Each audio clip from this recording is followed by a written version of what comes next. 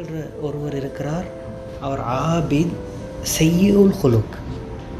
அவர் ஒரு பயங்கரமான வணக்க வழிபாடுகள் எந்த குறையும் இல்லாதவர். ஆனால் மிக மோசமான பண்பாடுகளை, அஹ்லாக்களை, மோரல்ஸை கொண்டு ஒரு ஆள். இன்னொரு மனிதர் இருக்கிறார், ஹுஸ்னுல் ஹுல்க் வலாக்கின் செய்யுல் இபாதா. அழகான நற்குணங்களின் சிம்ம சொப்பனம் என்று சொல்லலாம். அவ்வளோ அழகான பண்பாடுகள். ஆனால் அடுத்த பக்கத்தில் அவருக்கும் வணக்க வழிபாடுகளுக்கும் இபாதாக்களுக்கும் எந்த சம்பந்தமும் இல்லாத ஒரு ஆள். ஏன் இந்த மார்க்கம், இந்த தீன் பண்பாடுகளுக்கு, அஹ்லாக்குக்கு இவ்வளவு முக்கியத்துவம் கொடுத்திருக்க வேண்டும்? இந்த பகுதிகளை துறந்து, இந்த அஹ்லாக், அழகிய பண்பாடுகள், இந்த எத்திக்ஸ் அண்ட் மோரல்ஸ் இந்த பகுதியே இல்லாமல் வெறுமனே வணக்க வழிபாடுகளால் மாத்திரம் ஒரு மோமினுக்கு வெற்றியாளனாக ஆகிவிட முடியுமா? இதை நான் இப்படி கேட்கிறேன். ஏன் நபி அவர்கள் இந்த உலகத்துக்கு அனுப்பப்பட்டார்கள்? நபி அவர்கள் எமக்கு கொண்டு வந்த அந்த தூது எது? நாங்கள் அடிக்கடி கேள்விப்பட்ட ஒரு ஹதீஸ் தான். நபி அவர்களே சொல்கிறார்கள், நான் எதற்காக அனுப்பப்பட்டேன்? இன்னமா புஇஸ்து லி உத்தம்மிம மகாரிமல் அஹ்லாக். அழகான பண்பாடுகளை, அஹ்லாக்களை பூரணப்படுத்துவதற்காகவே நான் அனுப்பப்பட்டேன் என்று நபி அவர்களே சொல்கிறார்கள். அப்போது நபி அவர்கள் அனுப்பப்பட்டதன் நோக்கமே அதுவாக இருந்தால், அந்த சப்ஜெக்டுக்கு, அந்த விடயத்துக்கு இன்று நாங்கள் கொடுத்திருக்கிற வெயிட் எவ்வளவு? அல்லாஹ் சொல்கிறான், வமா அர்சல்நாக இல்லா ரஹ்மத்தன் லில் ஆலமீன். நாம் இந்த உலகத்தவருக்கு ரஹ்மத்தாகவே இல்லாமல் அவரை அனுப்பவில்லை. அவரை ஒரு ரஹ்மத்தாக, ஒரு அருளாகத்தான் இந்த உலகத்தவர்கள் உள்ளவர்களுக்கு நான் அனுப்பி வைத்திருக்கிறோம் என்று அல்லாஹு தாலா சொல்கிறான். நபி அவர்கள் சொல்கிறார்கள், அழகான பண்பாடுகளை பூரணமாக்குவதற்காகவே நான் அனுப்பப்பட்டுள்ளேன். அல்லாஹ் சொல்கிறான், இவரை ரஹ்மத்தாகவே இந்த பூமிக்கு உள்ளவர்களுக்கு நாங்கள் அனுப்பியிருக்கிறோம். அப்போ இந்த ரெண்டுக்கும் இடையில் உள்ள தொடர்பு எதுவாக இருக்கும்? பண்பாடுகளுக்கும் ரஹ்மாவுக்கும் ஒரு தொடர்பு இருக்கிறது. ஏமாற்றும், துரோகமும், களவும், மோசடி உள்ள ஒரு சமூகத்தில் ரஹ்மத்தை எதிர்பார்க்க முடியாது. வெறுப்பு, குரோதம், பொறாமை உள்ள ஒரு குடும்பத்தில் ரஹ்மத்தை எதிர்பார்க்க முடியாது. எனவே மோசமான குணங்களோடு ரஹ்மத்தை எதிர்பார்க்க முடியாது. அப்போது இந்த வணக்க வழிபாடுகள் எதற்கு என்ற ஒரு கேள்வி அடுத்ததாக நமக்கு வரலாம். இன்ன ஸலாத்த தன்ஹா அனில் ஃபஹ்ஷாய் வல் முன்கர். அதற்கு பதிலையும் அல்லாஹ்வே சொல்லிவிட்டான். தொழுகை மானக்கேடான வெறுக்கத்தக்க விஷயங்களிலிருந்து பாதுகாக்க வேண்டும். என்னுடைய தொழுகை 5 நேரம் தொழுகிறேன், இமாம் ஜமாத்தோடு தொழுகிறேன், உரிய நேரத்தில் தொழுகிறேன், தொழுகையை விட்டதில்லை. ஆனால் மோசமான பண்பாடுகள் என்னிடத்தில் இருக்கிறது என்றால் என்ற தொழுகையில் கோளாறு நிச்சயமாக இருக்கிறது. ஹுஸ்மின் அம்வாலிஹிம் சதக்கத்தன் துத்தஹிருஹும் வ துஸக்கிஹிம். நீங்கள் உங்களுக்கு வழங்கப்பட்ட செல்வத்திலிருந்து தான தர்மங்கள் செய்யுங்கள். துத்தஹிருஹும் வ துஸக்கிஹிம். மோசமான இழிவான பண்பாடுகளிலிருந்து உங்களை சுத்தப்படுத்துவதற்காக. அல் ஹஜ்ஜு அஷ்ஹுரு மாலூமாத். ஹஜ்ஜுக்குரிய காலம் குறிப்பிடப்பட்ட சில மாதங்களாகும். ஃபமன் ஃபரத ஃபீஹின் அல் ஹஜ்ஜ ஃபலா ரஃபஸ ஃபலா ஃபுசூக வலா ஜிதால ஃபில் ஹஜ். யார் தன் மீது ஹஜ்ஜை கடமையாக்கி கொண்டாரோ அவர் கூடலில் ஈடுபடவோ, மோசமான வார்த்தைகள், சண்டை சச்சரவுகளில் ஈடுபடவோ வேண்டாம் என்று தடுப்பதை பார்க்கிறோம். அஸ்ஸியாமு ஜுன்னா ஃபலா யர்ஃபஸ் வலா யஜ்ஹல் வ இன் இம்ரான் காத்தலஹு அவு ஷாத்தமஹு ஃபல்யகுல் இன்னி சாய். நோன்பு ஒரு கேடயமாகும். யாராவது உங்களோட சண்டையிட வந்தால், உங்களுக்கு ஏசினால், நான் ஒரு நோம்பாளி என்று சொல்லி ஒதுங்கிக் கொள்ளுங்கள். பண்பாடுகளை போற்றுகின்ற வணக்க வழிபாடுகள்.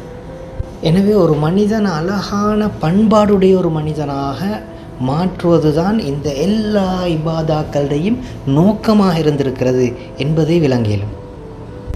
ஆனால் இன்று இந்த புரிதல்ற பெரிய ஒரு விகாரம் இருக்கிறது, எங்கேயோ ஒரு கோளாறு இருக்கிறது.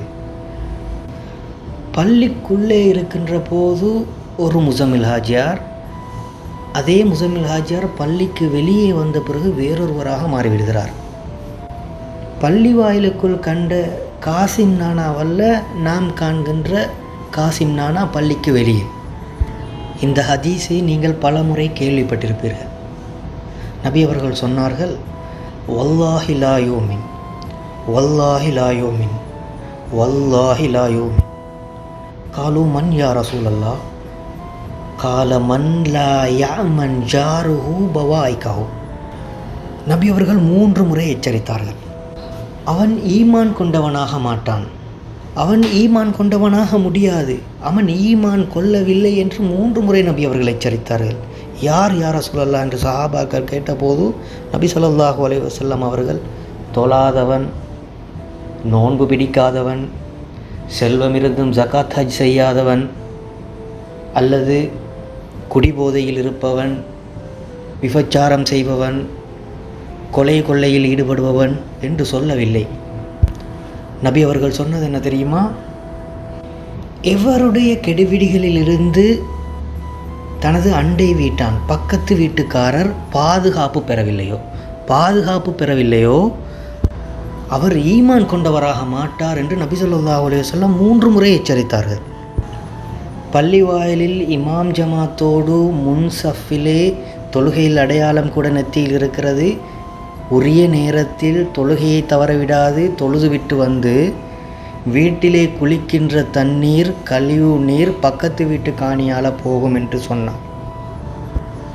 வருடம் தவறாமல் சொத்துக்களையும் செல்வத்தையும் கணக்கு பார்த்து அழகாக ஒவ்வொரு வருடமும் ஜக்காத்தை உரிய முறையில் நிறைவேற்றிவிட்டு பக்கத்து வீட்டு காணியை தன் காணிக்குள் இழுத்து கொள்வதற்காக வழிவகைகள் கொஞ்சம் கொஞ்சமாக செய்கிறார் என்றால், ஒவ்வொரு வருடமும் அழகாக ரமதான் மாதத்தில் நோன்பை நோற்றுவிட்டு அண்டை வீட்டுக்காரருக்கு தொந்தரவாக எனது வானொலியோ எமது தொலைக்காட்சியோ வீட்டில் இயங்குமா இருந்தால், எமது வீட்டு கூரையின் பீலிகளால் போகின்ற தண்ணி அடுத்த வீட்டுக்கு இடைஞ்சலாக இருக்கும் என்றால், நாளை இவனால் என்ன பிரச்சினை வரும் என்று அண்டை வீட்டார் பயந்து ஒவ்வொரு நாளும் வாழ்கிறார்கள் என்றால், வெறுமனே இந்த இபாதாக்களை மாத்திரம் வைத்து அவரை ஒரு மோமினாக மதிக்க முடியாது என்று நபி ஸல்லல்லாஹு அலைஹி வஸல்லம் அவர்கள் தெளிவாக சொல்லிவிட்டார்கள். இன்று தொழுகை நேரம் வந்துவிட்டால் பாதைகளிலே எல்லோரையும் மறைத்து வாகனத்தை நிறுத்திவிட்டு பள்ளிக்குள் ஓடிவிடுவார்கள். எத்தனையோ பேருக்கு அந்த நேரத்தில் இடைஞ்சலாக அது இருந்திருக்கும். அப்படி ஒரு தொழுகை இந்த மார்க்கம் எங்களுக்கு போதிக்கவில்லை. அதிவேகமாக வாகனங்களை செலுத்தி செல்கின்ற இளைஞர்களை பார்த்து பல பெரியவர்கள் சொல்வார்கள், எங்கே போய் சாகப் போகுதோ தெரியாது என்று. அதுவும் இந்த மார்க்கத்தில் அடுத்தவர்களுக்கு ஒரு இடைஞ்சல் தரக்கூடிய ஒரு விஷயம். இபாதுர் ரஹ்மான், ரஹ்மானுடைய அடியார்கள பண்புகளை பற்றி அல் குர்ஆன் பேசுகிற நேரம் முதலாவது சொல்கின்ற விஷயமும் அதுதான். அவர்கள் இந்த பூமியில் நடக்கிற நேரம் மெதுவாக பணிவாக நடப்பார்கள் என்று இபாதுர் ரஹ்மான், ரஹ்மானுடைய அடியார்கள் இப்படித்தான் இருப்பார்கள் என்று அல் குர்ஆன் சொல்கிறது. ஊர்களில் நிறைய பேர் இவரால் என்ன பிரச்சனை வந்துருமோ என்று பயந்திருப்பார்கள். அப்படி ஒருவரின் நிலையை பற்றி நபி ஸல்லல்லாஹு அலைஹி வஸல்லம் இப்படி சொல்கிறார்கள், இன்ன ஷர்ரன் நாசி மன்சிலத்தன் இந்தல்லாஹி யௌமல் கியாமா மை யத்ருகுன் நாஸ லித்திகாஇ ஃபாஷி.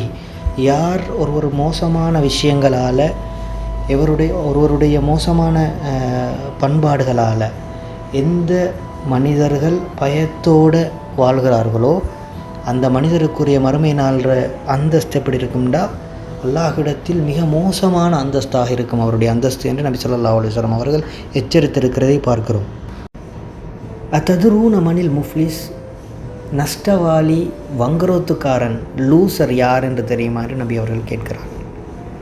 அதற்கு சஹாபாக்கள், அல் முஃப்லிசு ஃபீனா மன் லா திர்ஹம் லஹு வலா மதா, சொத்து செல்வங்கள் இல்லாதவன் தான் நஷ்டவாளி, வங்குரோத்துக்காரன்.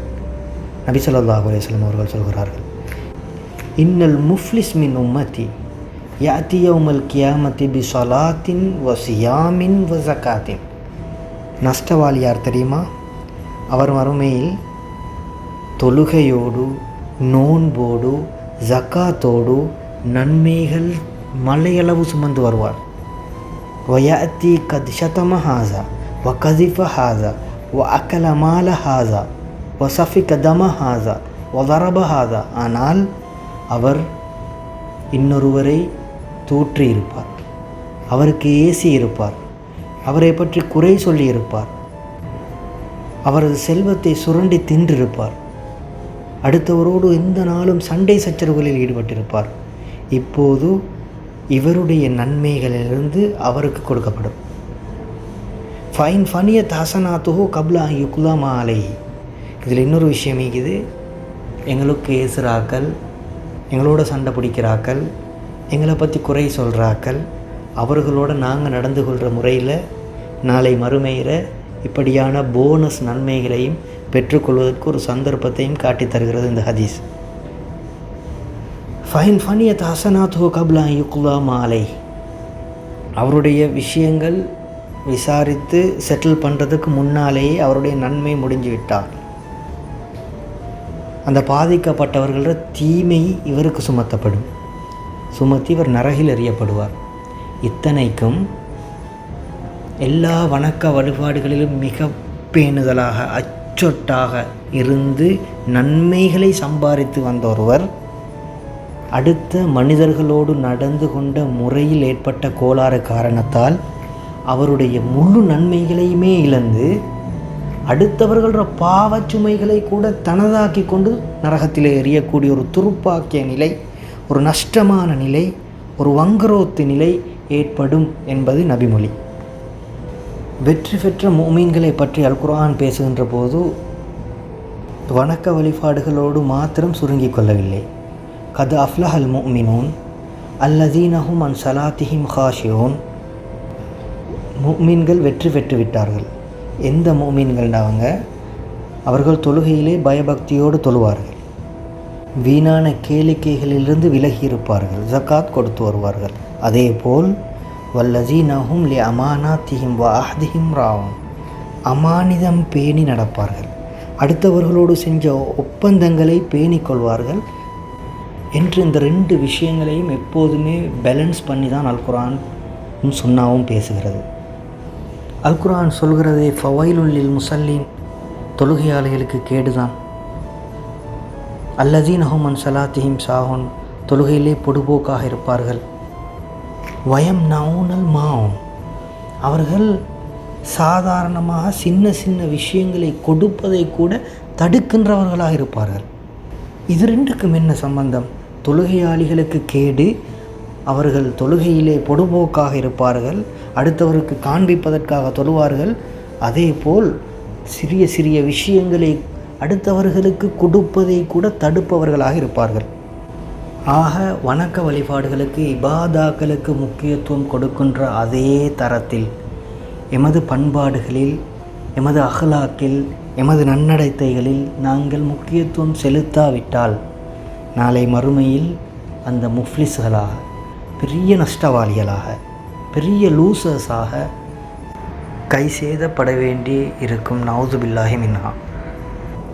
நபி அவர்கள் அனுப்பப்பட்ட நோக்கமும் இதற்காகவென்றால் பள்ளி வாயில்களுக்குள் மாத்திரமல்ல, எமது முழு வாழ்வுமே வணக்கமாகும் என்ற பார்வை வேண்டுமாக இருந்தால் இந்த மார்க்கத்தை, இந்த தீனை வணக்க வழிபாடுகளோடு மாத்திரம் சுருக்கி கொள்ளாமல் முழு வாழ்க்கையுமே தீனாக, மார்க்கமாக செயற்படுத்த விரும்புவராக இருந்தால், இந்த சமூகத்தில் பிரச்சினைக்குரிய ஒரு ஆளாக நீங்கள் இல்லாமல் இருக்க வேண்டுமாக இருந்தால், இந்த மார்க்கம் சொல்கின்ற, இந்த தீன் காட்டுகின்ற அழகான பண்பாடுகளை, அஹ்லாக்குகளை ஒவ்வொரு நாளும் ஒவ்வொரு பொழுதும் படித்து நடைமுறைப்படுத்துவதற்கு நானும் நீங்களும் முன்வர வேண்டும்.